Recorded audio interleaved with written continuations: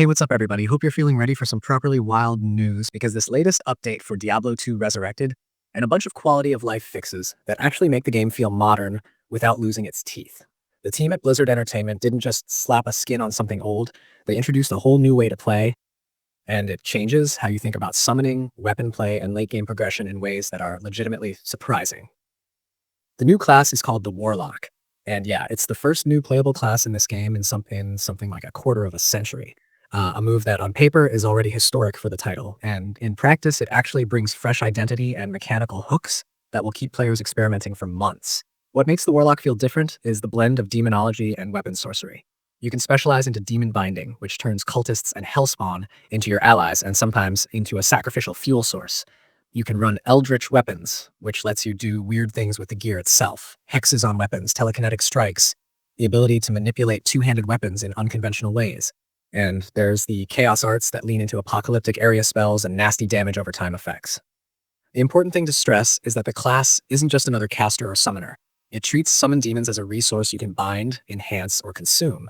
And it adds weapon interactions that change how you build around equipment and sockets. Endgame gets a proper overhaul with the Terror Zones concept turned up a notch. Instead of random pockets of extra difficulty showing up and fading on an hourly timer, you now get more control and intensity. Consumables let you pick which acts become terrorized, turning entire acts into high-risk, high-reward corridors where monsters are tougher, spawns are meaner, and the loot payoff is significantly juicier. If you're in Hell difficulty, there's an extra layer called Heralds of Terror, roaming, relentless hunters that follow players and escalate the tension in a way that rewards careful routing and solid builds. Smashing terrorized act bosses also drops parts of a set of statues. Collect all 5, cube them, and you'll open the gate to a monstrous new fight against the Colossal Ancients. The kind of boss that's meant to be a long, punishing test of a build's limits, rather than a quick feel-good fight. If you're thinking loot, the game now actually hands you tools to manage it all. There's a built-in loot filter that you can customize and share, and it affects what pops up when you check for detailed info on the floor. That alone cuts down on the annoying scroll through your inventory and guesswork that used to break the pacing. The stash got an overdue glow-up as well. Additional tabs, dedicated tabs for materials, gems, runes, and consumables, and better stacking behavior so you don't waste time hunting through pages for that one rune. Those are the sorts of changes that feel small until you live with them for a few hours and realize they've saved you dozens of minutes you used to lose to inventory tedium. On the items front, expect new sets, rune words, and uniques tuned for the Warlock's playstyles. Demonic synergies, items that lean into weapon telekinesis or amplify consumed demon effects, and new craftable style gear that pushes different parts of the skill trees. The update also adds a chronicle system that tracks your treasure hunting legacy, giving players long-term goals beyond ladder seasons and leaderboards. All of this pushes the game away from pure farming loops and toward more varied incentives. Try a terrorized act, hunt statues, cube them, and get the sort of rewards that make replaying a fresh route feel meaningful. Availability-wise, this update and DLC rollout touched multiple storefronts and platforms. The DLC is packaged as Reign of the Warlock, and there's an Infernal Edition for newcomers that bundles the base game with the Warlock and cross-game cosmetic rewards.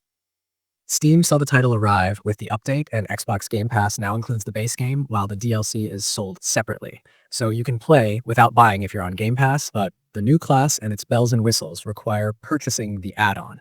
That model matters because it lets more players jump in and sample the mechanics without forcing everyone to pay up front, while still reserving the Warlock and premium cosmetics behind the appropriate purchase. As with any major release, there are known issues and a handful of early bugs bubbling up. Visual oddities in some Chronicle entries, a couple of ability interactions that aren't behaving exactly as intended, and platform-specific crashes reported by players. The development team has been transparent about tracking these and promising hotfixes, so expect some quick patches to tidy up the rough edges. For creators making content, that means this is a good moment to show off raw reactions and new build experiments, while being mindful that a few things might change under the hood in short order. What this update really represents is a balance of reverence and renovation. The core of the game, the way fights feel, the importance of position, the thrill of finding that perfect rune, is still Diablo II at heart.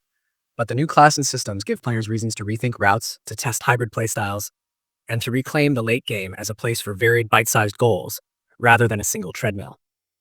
If you're the type who loves to theorycraft, the Warlock's interplay of summoning as resource and weapon-based hexes is going to produce some genuinely creative builds. If you prefer organized runs and efficiency, the loot filter and stash changes are going to feel like a small miracle. So there it is, a big update that feels both like an expansion and a careful modernization.